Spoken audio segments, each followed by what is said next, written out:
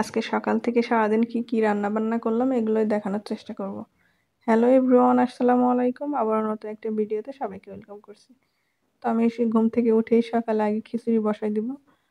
আমার মাংস রান্না আছে সেটা দিয়ে খাওয়ার জন্য। তো আমি এখানে খিচুড়িটা হাতে মাখিয়ে তারপরে রান্না করব। তো আমি এখানে চাউল নিয়ে নিয়েছি আমাদের পরিমাণ মতো, আর 2 রকম ডাউল নিয়েছি। মুগের ডাউল নিয়েছি আর হলো মসুরের ডাউল।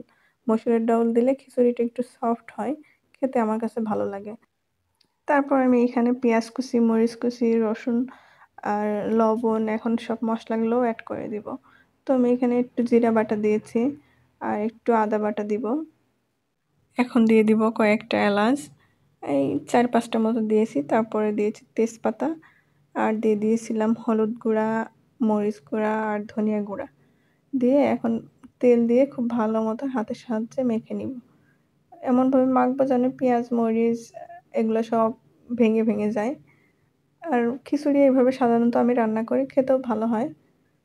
তো আমি এখন পরিমাণ মতো পানি দিয়ে রাইস কুকারে দিয়ে দিব। তারপর বেশ কিছুক্ষণ পর আমার খিচুড়িটা হয়ে গেছে।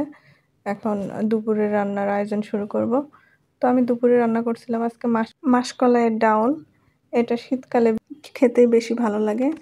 তারপরে এখানে আমি পরিমাণ মতো গরম পানি দিয়ে ডাউলটা খুব ভালো মতো ঘুটে নিয়েছি আর দিয়ে দিচ্ছি সামান্য জিরা বাটা। আর এখন দিয়ে দিব ধনিয়া পাতা। ধনিয়া পাতা দিলে এই টেস্টটা জানি দ্বিগুণ বেড়ে যায়। আর এই ধনিয়া পাতার জন্যই শীতকালে বেশি খাওয়া হয় এগুলা। তারপর আমি ডাউলটা এখন সোমবার দিয়ে নিব। দিয়েছি তেল, রসুন কুচি আর দারচিনি, 2-1টা তেজপাতা। এগুলো দিয়ে খুব ভালো মতো ভেজে নিয়ে এখন ডাউলের মধ্যে দিয়ে দিব। তারপরে ডাউলটা ফুটাই নিলে আমার রান্না হয়ে গেছে। তারপরে এখন আবার রান্না করব হলো ছোট মাছ দিয়ে লাউর পাতা। লাউর পাতা তো না, ফুল ফুল হয় না, যেগুলো ফুলের মতো হয়, লম্বা লম্বা ডাঁটি মতো। তো এগুলো দিয়েই আমি আজকে রান্না করব। এটা খেতে খুব ভালো লাগে। আগে আমি জানতামই না যে খাওয়া যায় এগুলা। তো এইখানে এসে শিখছি, কিন্তু খেতে খুব ভালো লাগে। তারপরে আমি এদিকে মশলা টশলা সবগুলা দিয়ে কষাই নিব মাছটা। এটা ছোট মাছ দিয়ে রান্না করলে বেশি ভালো লাগে।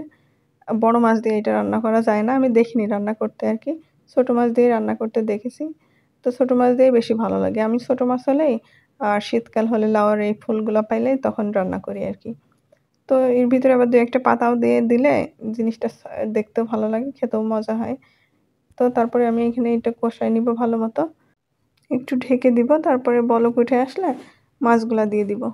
এখন খুব ভালো মতো একটু কিছুক্ষণ জাল করব।